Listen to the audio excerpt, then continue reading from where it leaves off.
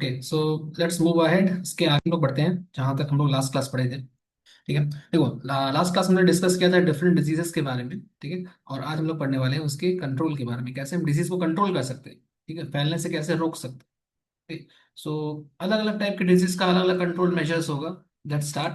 First one देखो यहाँ पे क्या है। First of all, the diseases can be controlled by maintenance of personnel public hygiene. सबसे फर्स्ट एंड फॉरमोस्ट थिंग जो होता है वो क्या होता है कि पर्सनल हाइजीन, मतलब एक इंसान को साफ सुथरा रहना चाहिए। ठीक है, नहाना चाहिए डेली, हैंड वॉश करना चाहिए, एक्सेट्रा एक्सेट्रा, अपना घर क्लीन रखना चाहिए, साफ कपड़े पहनने चाहिए। ठीक, और वही सब तो पर्सनल हाइजीन मेंटेन करना है। साथ ही साथ आप जहाँ रह रहे हो उस पर्टिकुलर एरिया में, या जहाँ भी कहीं जा रहे हो, अगर रास्ते में कहीं चल रहे हो वहां पर भी आपको गंदगी नहीं फैलानी है।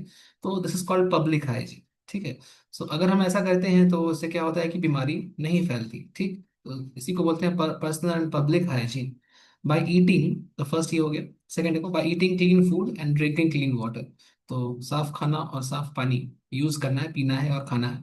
ठीक है, इससे भी बीमारी नहीं फैलती है। ठीक, by keeping the body clean, obviously. ठीक है, तो ये सब है कुछ कंट्रोल का मतलब बेसिक बेसिक पॉइंट्स। इसके अलावा अलग अलग डिजीज का अलग अलग मेजर्स है। जैसे देखो, first number one, types of disease and their control. Number one में एयर बॉर्न डिजीज क्या होता है। ठीक है, तो एयर बॉर्न डिजीज में देखो ऐसी बीमारियां जो एयर के मीडियम के थ्रू, बोल सकते हो, ऐसे माइक्रोब्स जो एयर के थ्रू फैलते हैं या मूव करते हैं। एंड ऐसी बीमारियां जो एयर के थ्रू स्प्रेड करती हैं, फैलती हैं। तो इसको इसको आप बोलते हो एयर बॉर्न डिजीज। ठीक है, जैसे मान लो किसी को अगर सर्दी खांसी हुई है, ठीक है, या फिर अगर किसी को ट्यूबरकुलोसिस हुआ है, निमोनिया हुआ है, कोविड हुआ है, एंड वो अगर छींक रहा है या खांस रहा है, तो जब वो खांसेगा या छींकेगा तो उसके माउथ से कुछ ड्रॉपलेट्स निकलेंगे, बहुत ही छोटे छोटे साइज के। ठीक है, माइन्यूट, वेरी स्मॉल साइज के माइन्यूट ड्रॉपलेट्स बाहर आएंगे।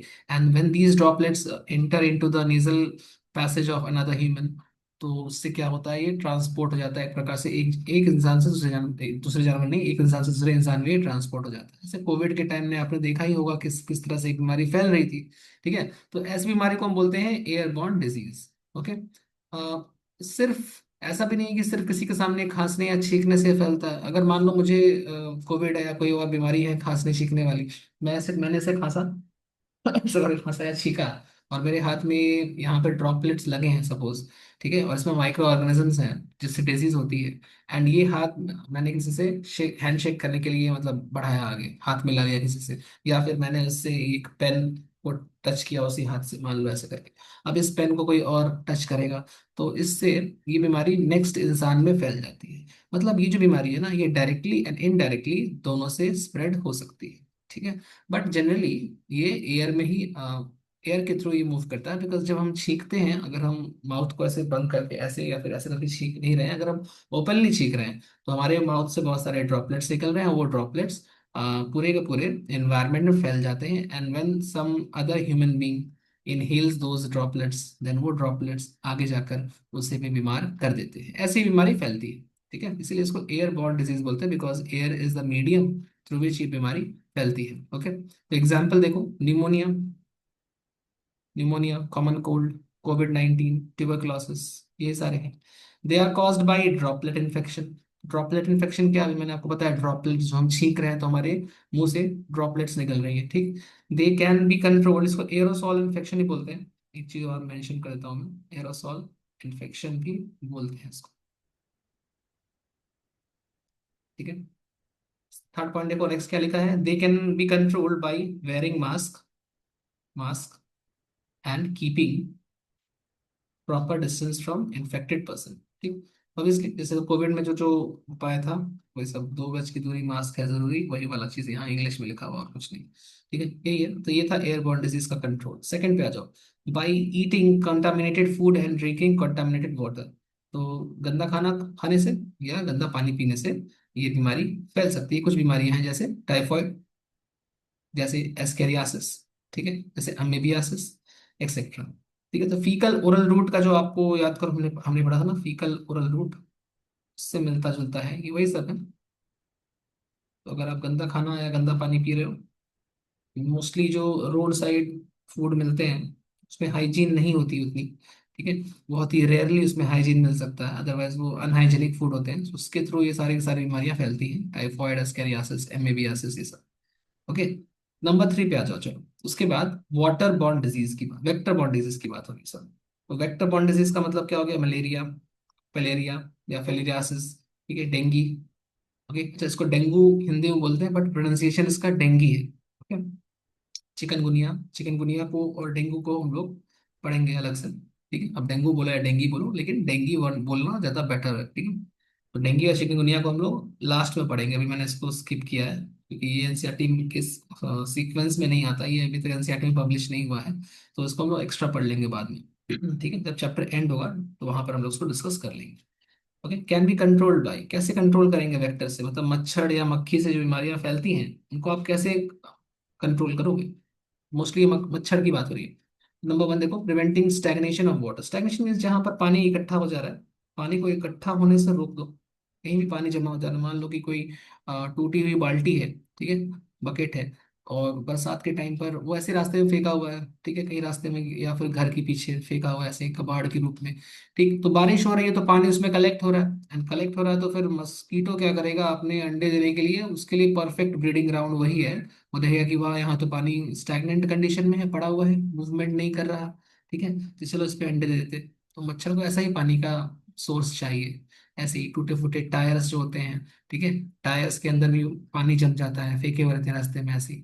तो हमें क्या करना चाहिए? हमें ऐसा जो भी आर्टिकल है जिसमें पानी कलेक्ट हो सकता है, ऐसे आर्टिकल्स को अपने सराउंडिंग से हटा देना चाहिए। ठीक है, उन्हें डंप कर देना चाहिए किसी बेटर जगह पर, जहाँ से उसको हटा लिया जाए। ऐसा नहीं कि घर के पीछे रखे हुए हैं या फिर छत पर रखे हुए हैं, वहां पर मस्कीटो आके अंडे देता है। ठीक है, तो वही है preventing stagnation of water. Number 2 क्या देखो, बाय कवरिंग डिचेस। डिचेस, गड्ढे वड्ढे जो भी होते हैं, ठीक, नाले होते हैं, उनको कवर कर देना चाहिए सो दैट मच्छर वहां अंडे ना दे पाए। ठीक है। ड्रिंकिंग वाटर भी अगर कहीं पर कोई मान लो टंकी, टंकी है, टैंक है, वो ऊपर से खुला हुआ है, मच्छर उसमें भी अंडे दे सकता है।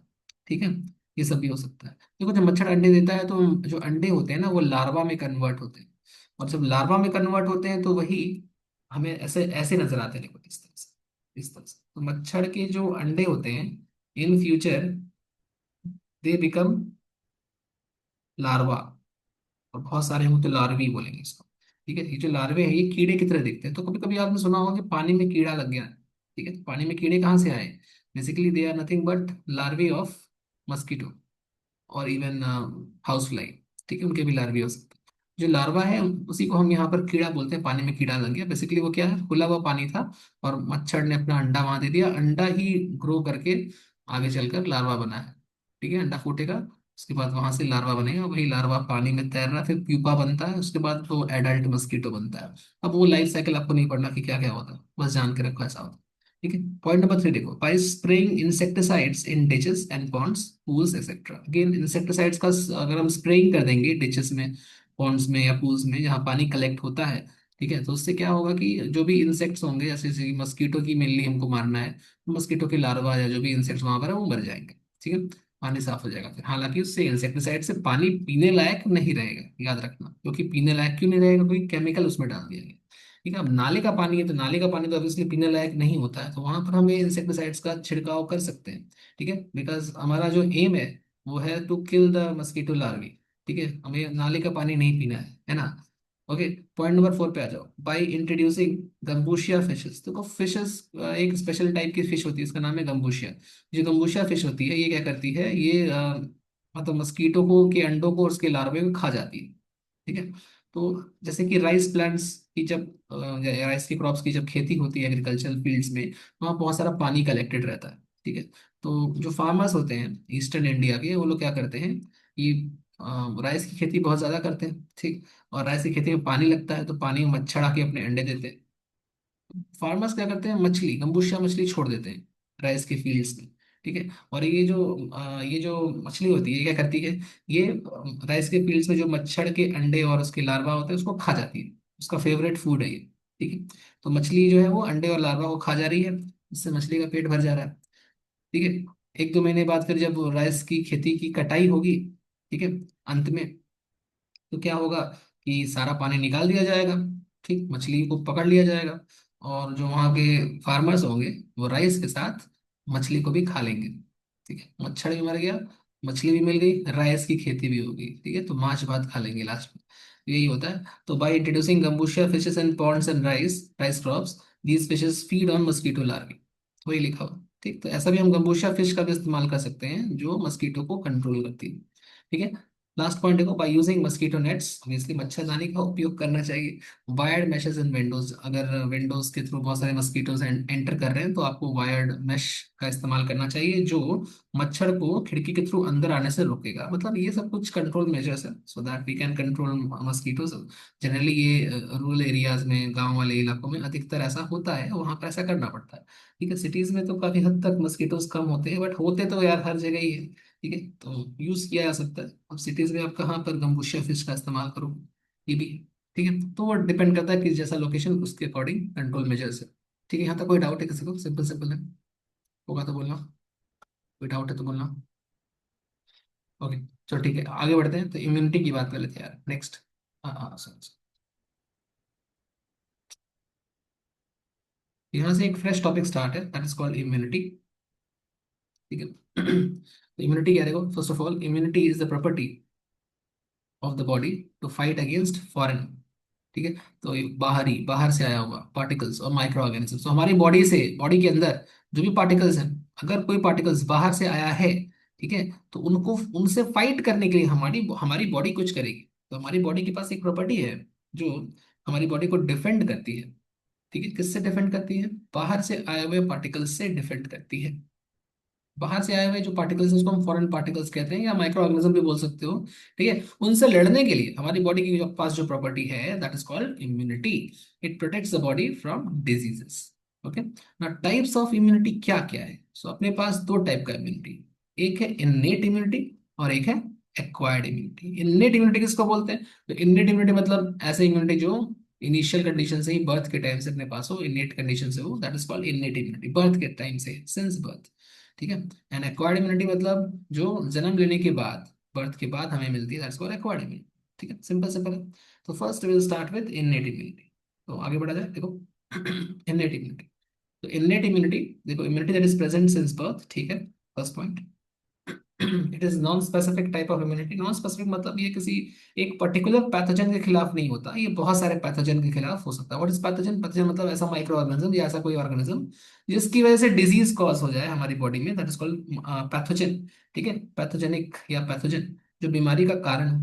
ठीक है, तो अगर इस बीमारी का कारण का मतलब इस पैथोजन का, अगर कोई एक अगर कोई एक पैथोजन को मारने के लिए मेरे पास कोई इम्यूनिटी है, मान लो मैं बोलूं कि कोविड के खिलाफ मेरे पास एंटीबॉडीज है।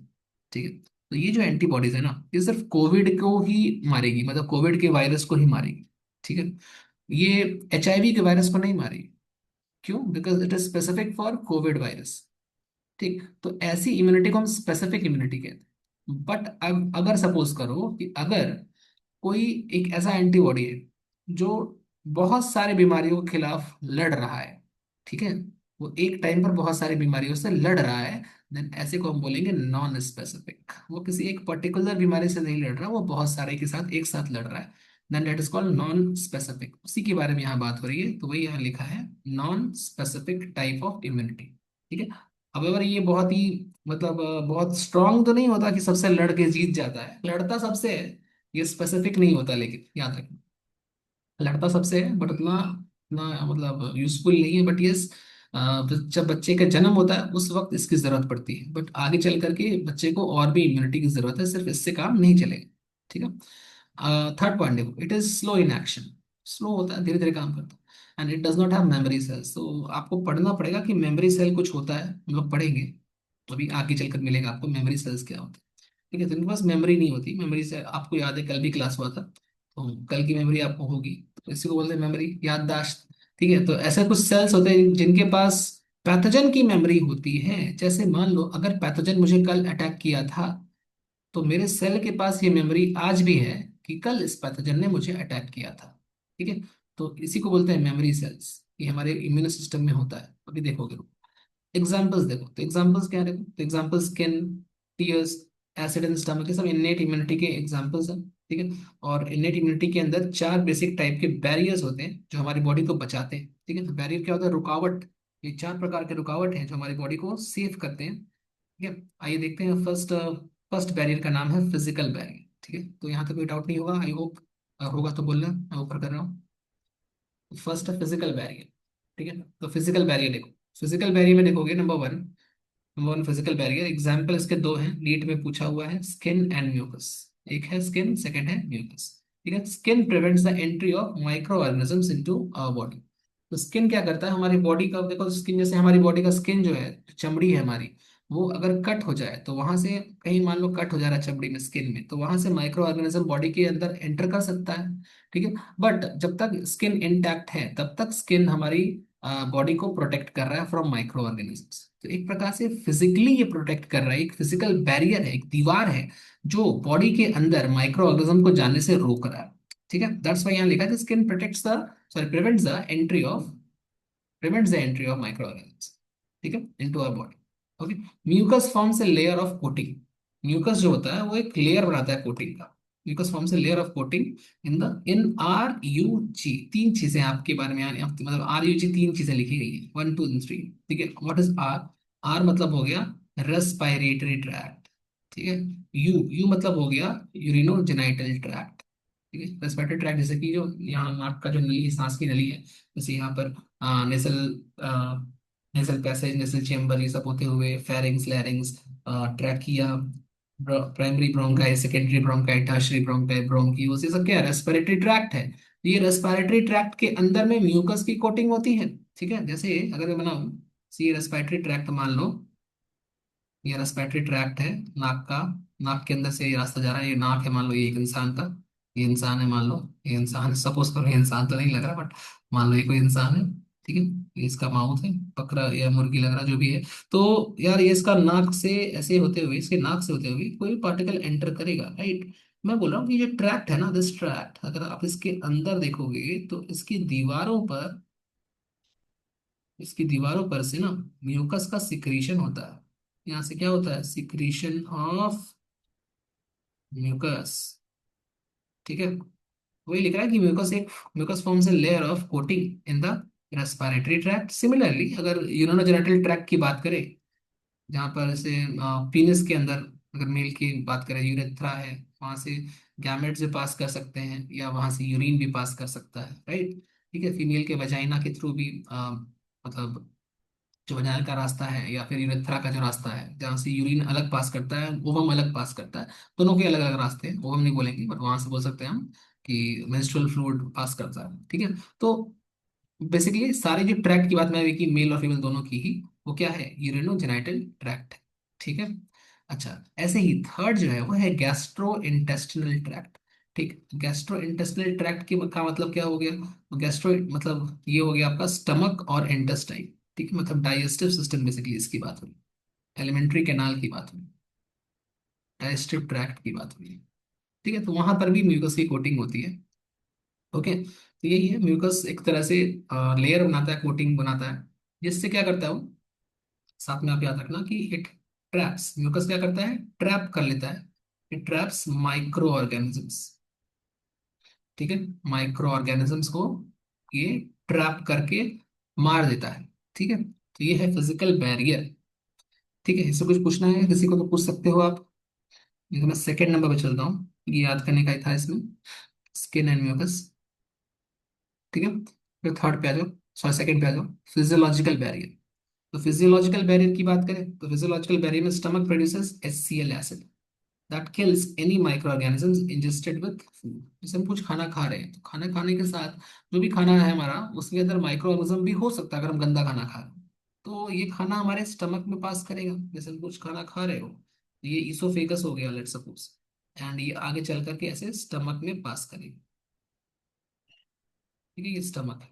जब स्टमक में पहुंचेगा खाना तो माइक्रो ऑर्गेनिज्म भी स्टमक में पहुंचा है।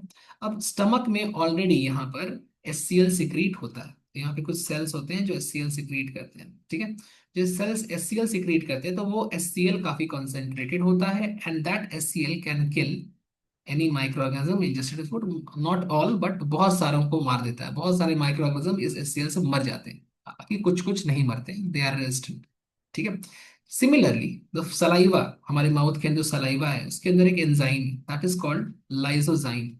ठीक है, that kills bacteria by using और by lysing, sorry, break down their cell wall. मतलब देखो, बैक्टीरिया का जो सेल वॉल होता है, अगर मान लो ये बैक्टीरिया है, तो बैक्टीरिया का जो सेल वॉल है it is made up of peptidoglycan. ठीक है, ये बना हुआ है पेप्टाइडोग्लाइकन से। ठीक, और पेप्टाइडोग्लाइकन को अगर हम ब्रेक करेंगे तो किसको, उसको ब्रेक करने वाला कौन है? तो इट इज ब्रोकन बाई, इसको ब्रेक करने वाला या डिस्ट्रॉयड बाई एक एंजाइम है जिसका नाम है लाइजोजाइम। ठीक है, तो ये है फिजियोलॉजिकल बैरियर का दो एग्जांपल। क्या क्या हो गया? एक स्टमक वाला एग्जांपल हो गया जिसमें से एसिड निकलता है, एसिड का क्या नाम है? HCl। और एक सलाइवा वाला एग्जांपल हो गया जिसमें से लाइसोजाइम नाम का एंजाइम निकलता है। ठीक है, चलो, ये दो एग्जांपल हो गए, फिजिकल हो गया, फिजियोलॉजिकल। फिजिकल के दो एग्जांपल क्या कहते हैं? अच्छा, एक और एग्जांपल भी आएगा मेरे को, ये रहा TS नीचे है, फिर हम रिपीट करते हैं। ठीक है, तो एक देखो, थर्ड एग्जांपल है टीयर्स। टीयर्स के अंदर भी सेम है यार। तो टीयर्स जो होते हैं हमारे यहाँ के आईज के अंदर लैक्राइमल ग्लैंड होते हैं। ठीक है, लैक्राइमल ग्लैंड जो होते हैं ना in the eyes also contain lysozyme. ये भी लाइसोजाइम वाला सेम फंडा है जो सलाइवा में था। ठीक है, तो आपने अभी तक क्या क्या पढ़ा? आपने पढ़ा कि इन्नेट इम्यूनिटी में चार टाइप का बैरियर है। याद करो कौन कौन सा? पहला type physical barrier. Physical barrier में दो एग्जांपल आ गया ना, क्या क्या? Skin and mucus. ठीक है, सेकेंड नंबर फिजियोलॉजिकल, बॉडी की फिजियोलॉजी की वजह से जो है, तो फिजियोलॉजिकल में आपको तीन एग्जांपल मिल गए। क्या क्या मिल गया? एसिड इन द स्टमक, यानी कौन सा एसिड? HCl। ठीक, फिर आ गया सलाइवा इन द माउथ या buccal cavity, and the last one is tears. ठीक है, ये हो गया आपके अभी तक जो हमने पढ़ा उसका समरी। ठीक है, अब चलते हैं थर्ड बैरियर। थर्ड बैरियर का नाम होता है सेलुलर बैरियर। ठीक है, सेलुलर बैरियर में देखो कुछ सेल्स होंगे, तो कुछ सेल्स के नाम होंगे, चलो देखते हैं। देखो, तो some of the cells of WBC, तो WBC का नाम आपने सुना होगा, RBC, WBC, प्लेटलेट्स होते हैं। ठीक है, तो WBC का काम ही होता है डिफेंड करना बॉडी को, राइट? तो जो WBC के सेल्स हैं they form the cellular barrier. Okay, now examples क्या है? एग्जांपल याद करना पड़ेंगे, नीट में आया हुआ है यहाँ से। जैसे देखो, PMNL। ठीक है, PMNL का full form polymorpho nuclear leukocytes, ये रहा, पॉलीमॉर्फो न्यूक्लियर ल्यूकोसाइट्स। ठीक है, और ये ल्यूकोसाइट्स क्या है? एक प्रकार का WBC का न्यूट्रोफिल्स है एक प्रकार का। वैसे मैं यहाँ पे थोड़ा समझा दूं, क्लास 11th का है ये, मैं एक बार याद दिला देता हूँ, 11th में आपने पढ़ा होगा। जैसे WBC अगर क्लासीफाई करोगे तो you have two types of WBC। First is granulocyte. ठीक है, सेकेंड इज ए ग्रैनुलोसाइट। ठीक है, जो ग्रैनुलोसाइट है उसमें तीन टाइप्स होते हैं, बेसोफिल्स, इयोसिनोफिल्स एंड न्यूट्रोफिल्स। तीन टाइप का होता है। ठीक है, तो ये जो न्यूट्रोफिल्स की बात यहाँ पर हो रही है ना, ये देखो, ये इसी न्यूट्रोफिल की बात हो रही है। और इस न्यूट्रोफिल के भी अंदर कुछ डिफरेंट टाइप्स के न्यूट्रोफिल्स होते हैं, जिसमें से एक एग्जांपल है, one example of neutrophil, one example is PMNL। There are different types of neutrophils out of which हम इस न्यूट्रोफिल की बात कर रहे हैं। आई होप ये क्लियर है बात। ठीक है, और ऐसे ही अगर आप एक ग्रैनुलोसाइट को भी डिवाइड करोगे तो you will have two types of granulocytes. The first is called monocytes. ठीक है, सेकंड इज कॉल्ड लिम्फोसाइट्स। ठीक है, lymphocytes are again of two types, B lymphocytes and T lymphocytes। ठीक है, ये प्रॉपर क्लास 11th में पढ़ते हैं, ये बॉडी फ्लूइड्स एंड सर्कुलेशन नाम के चैप्टर में मिलता है। ठीक है, तो मैंने बस याद दिला दिया कनेक्ट करने के लिए, क्योंकि ये टॉपिक्स वहां से आए हुए हैं। इनवेज तो ये PMNL न्यूट्रोफिल्स ये रहा, यहाँ से उठाया गया। ठीक है। एंड द सेकंड एग्जांपल देखो, सेकंड एग्जांपल क्या है, मोनोसाइट। मोनोसाइट ये रहा। ओके। ऐसे देखो एक कुछ और भी सेल्स होते हैं जिनको हम नेचुरल किलर सेल्स कहते हैं। नेचुरल किलर सेल्स क्यों कहते हैं बता दूंगा मैं अंत में, बस हालांकि काम नहीं है आपको। ठीक है। ये क्या करता है ना कि बैक्टीरिया के अंदर छेद कर देता है, बैक्टीरिया की सेल वॉल में छेद कर देता है, जिसके से बैक्टीरिया के सेल वॉल में छेद होने की वजह से उसमें फ्लूइड भर जाता है सेल के अंदर, और वो फट कर मर जाता है, बैक्टीरिया मर जाता है। तो ये बैक्टीरिया को मारता है, बैक्टीरिया को किल करता है by naturally making some pores. ठीक है, इसलिए इसका नाम, ऐसे सेल्स का नाम है नेचुरल किलर सेल। ये हमारे पास होता है एंड ये हमारा एक इम्यून सिस्टम का सेल है। ठीक है, क्योंकि ये हमारे बॉडी को प्रोटेक्ट कर रहा है एंड बैक्टीरिया को रोक रहा है ग्रो करने से। एक प्रकार का सेलुलर बैरियर हो गया। सेलुलर बैरियर का मतलब जो सेल हो और बैरियर का काम कर रहा हो, माइक्रो ऑर्गेनिज्म को ग्रो करने से रोक रहा हो।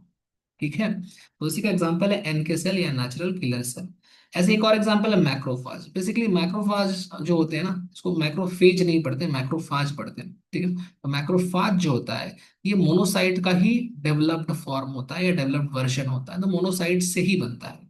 ठीक है, तो मैक्रोफाज के बारे में भी आपको जब HIV पढ़ोगे इस चैप्टर में, एड्स पढ़ोगे इस चैप्टर में, तो दोबारा मिलेगा वहां पर, दोबारा हम लोग इसके बारे में पढ़ेंगे। तो एट द मोमेंट अपने को बस इतना याद रखना है कि ये चार एग्जाम्पल्स हैं सेलुलर बैरियर के, एंड दैट्स इट। ये लोग हमारी बॉडी को प्रोटेक्ट करते हैं। ठीक है, इतना सारा एक्स्ट्रा मैंने यहाँ पे कुछ लिख दिया क्लास 11th का भी। ठीक है, यहाँ पे कुछ और भी लिखा है। सब PMNL न्यूट्रोफिल्स क्या होते हैं, फैगोसाइट्स होते हैं, मतलब ये फैगोसाइटोसिस कर सकते हैं, दे कैन ईट बैक्टीरिया। ठीक है, ये लिखा है दैट कैन ईट माइक्रोब्स। ये सारे के सारे इनफैक्ट, हाँ सारे ही लिखा है, सारे के सारे ही फैगोसाइटोसिस कर सकते हैं, so they are phagocytes. Okay, phago means to eat या एनगल्फ। यहाँ तक ओके है, कोई कुछ ना कुछ तो पूछो। तो लास्ट पे चलते हैं, साइटोकाइन पर की बात कर लेते हैं। चलो ठीक है, तो साइटोकाइन बैरियर पे चलते हैं। तो आज कोई आया ही नहीं है यार, एक ही जना है बस, रणबीर। और कोई नहीं आया। तो मैं लंबा नहीं पढ़ाऊंगा यार, फिर तो फिर समझ नहीं आएगा, वैसे भी ये हार्ड है। देखते हैं, एक ही सेशन करेंगे, फिर दो सेशन नहीं करेंगे आज। ठीक है, मेरा भी तबीयत थोड़ा खराब लग रहा है, बट मैंने सोचा कि मैंने बोल दिया तो मैं पढ़ा दूं, तो फिर भी पढ़ाने आया, और कोई आया ही नहीं आज। एनीवेज चलो एक ही सेशन रखेंगे, क्योंकि आगे का जो टॉपिक है ना वो अगर कोई मिस करेगा तो मुश्किल हो जाएगी। बाकी के स्कूल एग्जाम्स है। ओ ठीक है, तो फिर नहीं खींचा जाएगा यार, फिर उनको स्कूल एग्जाम दे दो, नेक्स्ट वीक हम लोग करेंगे फिर। ठीक है, एक सेशन कर लेते हैं, 10 मिनट बचा है अपने पास, कम से कम ये टॉपिक कंप्लीट हो जाए। देखो, साइटोकाइन बैरियर्स आ जाओ। तो वायरस इन्फेक्टेड सेल्स, देखो फर्स्ट एक कहानी सुन लो थोड़ा सा। जैसे देखो यहाँ पर मान लो मैं एक सेल बना रहा हूँ, लेट सपोज इस वायरस को, सॉरी इस सेल को किसी वायरस ने अटैक कर दिया है। ठीक है, इस सेल को किसी वायरस ने अटैक कर दिया है। ठीक, अब इसके आसपास के कुछ सेल्स होंगे। ठीक है, मैं इनको थोड़ा अलग कलर से बना रहा हूँ। मतलब मान लो यहाँ पर कुछ ग्रीन कलर के सेल्स हैं, ये नॉर्मल सेल्स है, दीज आर नॉर्मल सेल्स। जो रेड कलर का है ना, वो रेड कलर का सेल कैसा है, और रेड कलर का जो सेल है उसको किसी वायरस ने अटैक कर दिया। तो जब किसी सेल को वायरस अटैक कर देता है, तो ये जो अटैक हुआ, जिसके ऊपर अटैक हुआ है वो वाला जो सेल है ना, वो क्या करता है, एक प्रोटीन सिक्रीट करता है। ठीक है, और उस प्रोटीन का नाम होता है इंटरफेरॉन। ठीक है, उसका नाम होता है इंटरफेरॉन। ठीक, और ये इंटरफेरॉन की हेल्प से कुछ सिग्नल्स ट्रांसफर होते हैं, सेल सिग्नलिंग उसको बोलते हैं। सेल से सिग्नल निकलता है कुछ, और ये सिग्नल आसपास के सेल्स को आ, एक तरह से वार्निंग देता है कि देखो मुझे तो वायरस ने इन्फेक्शन कर दिया है, इन्फेक्ट कर दिया है, अब तुम अपने आप को बचा लो, अब ये तुमको भी अटैक करने जा रहा है। ठीक है, तो मतलब जब वायरस किसी सेल को जब वायरस किसी सेल को अटैक करता है, तो सेल के अंदर एक प्रोटीन बनता है, that protein is called interferon.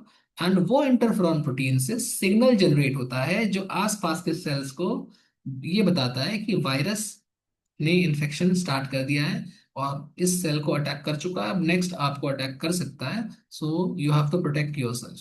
ठीक है, सो दैट वायरल इन्फेक्शन को हम रोक सके, मतलब स्प्रेड को रोक सके। ठीक है, इसी को बोलते हैं साइटोकाइन बैरियर। ठीक है, इसमें कुछ बहुत सारे सेल सिग्नलिंग पाथवे काम करते हैं। बट वो सब आपके सिलेबस में नहीं है, तो हम बहुत सिंपल तरह से बताएं ताकि आपको समझ में आ जाए। हालांकि इसमें और भी बहुत सारी चीजें हैं, तो उस पर हम लोग नहीं जा रहे थे। ठीक है, एनसीईआरटी में बस एक लाइन लिखा हुआ, तो मैंने थोड़ा एक्स्ट्रा ही बोला है इसमें।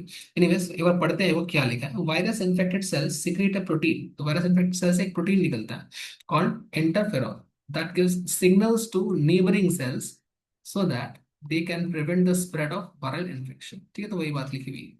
यहाँ से एक प्रोटीन निकलता है, प्रोटीन का नाम आप याद रखो, इंटरफेरॉन। ठीक है, and this method is called cytokine barrier. Okay, तो यही था। अब यहाँ से एक्वायर्ड इम्यूनिटी स्टार्ट है, तो मैं इसको स्टार्ट नहीं कर रहा यार। ठीक है, मैं एक काम करता हूँ, एनसीईआरटी एक बार मैं फटाफट पढ़ देता हूँ, सो दैट ये कवर हो जाए एटलीस्ट।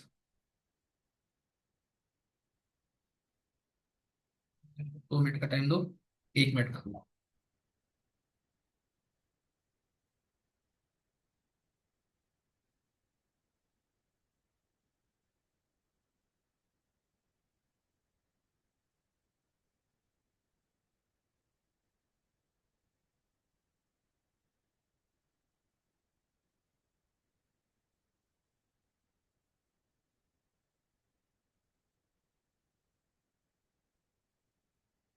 यस, तो यहाँ पर देखो आप, कंट्रोल ऑफ डिजीज के बारे में लिखा हुआ है कुछ कुछ। ओपन नहीं हो रहा।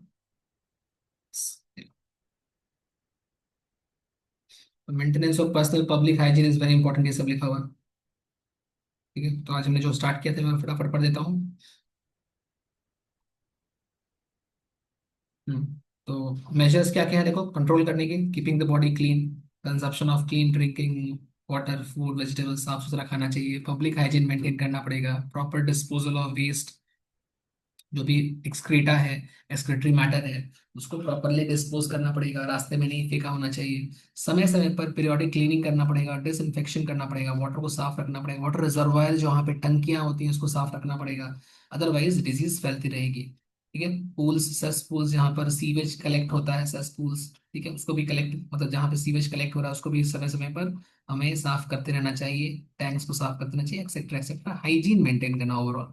ठीक है, तो इसके इससे क्या होता है, टाइफॉइड, एमेबियासिस, स्कैरियासिस जैसी बीमारियां फैलती हैं गंदा खाना खाने से और गंदा पानी पीने से, ये सब नहीं हो पाएगा फिर। ठीक है, in case of airborne disease जैसे कि निमोनिया हो गया, कॉमन कोल्ड हो गया, ठीक है, जैसे कोविड हो गया, ट्यूबरक्लोसिस हो गया, इसकी साफ सफाई तो उसमें भी रखनी पड़ेगी, बट अपार्ट फ्रॉम दैट इसके अलावा कुछ और भी चीजें हमें बोल सकते हैं कि वही 2 गज की दूरी, मास्क है जरूरी वाली चीज आगे लिखी होगी।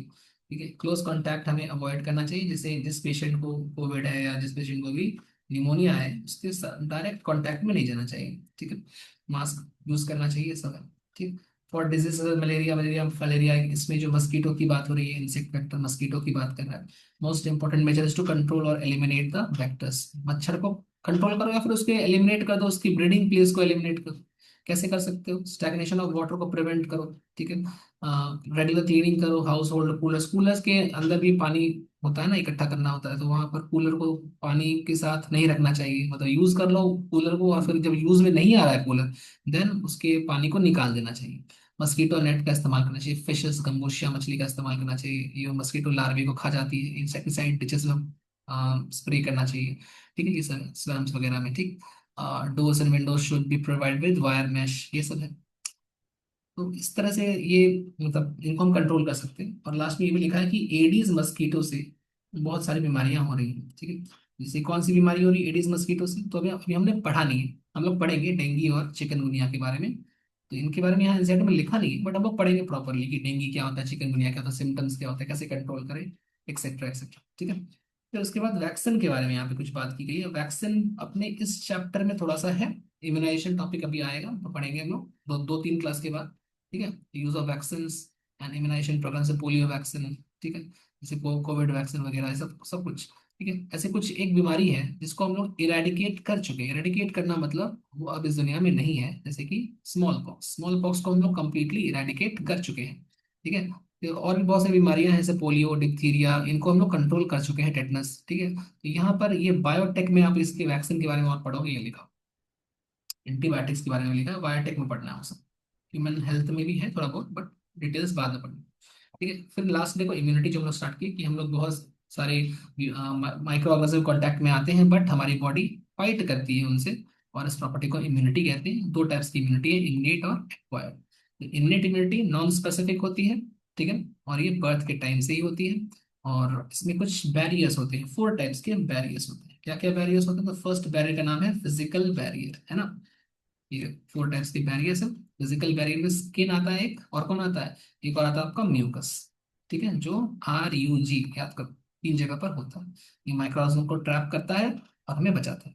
सेकंड जो है वो है फिजियोलॉजिकल। तो ये तीन एग्जांपल इसका देखा था, acid in stomach, saliva in mouth and tears from eyes.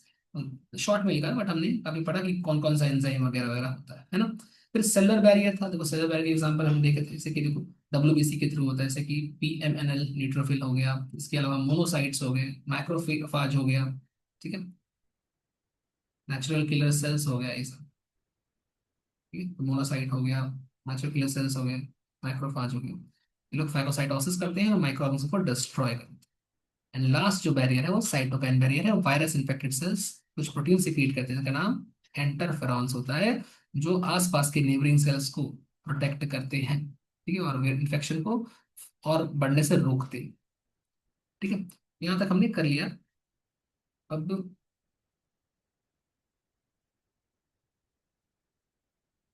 ये कुछ लिखा वैसे, हाँ, तो वो इंटरफेरॉन दिख नहीं रहा यार मुझे, जंप कर बस।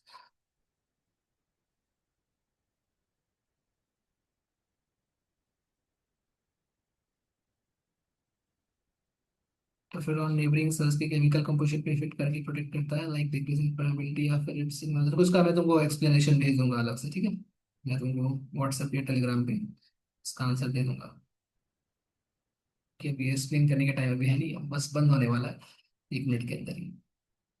ओके। ओके। ठीक है, तो यही था इंटरफेरेंट का फंक्शनिंग, जो मैं समझा दूंगा तुमको, या नेक्स्ट क्लास अभी एक्सप्लेन कर सकता हूँ, मैं तुमको अलग से बता दूंगा, ठीक है। तो और कुछ पूछना है, और कुछ, ठीक है। तो एंड करते हैं यार, फिर नेक्स्ट क्लास यहाँ से स्टार्ट करते हैं। होपफुली नेक्स्ट क्लास लोग रहेंगे, ठीक है। चलिए मिलते हैं next class, thank you, bye bye, good night.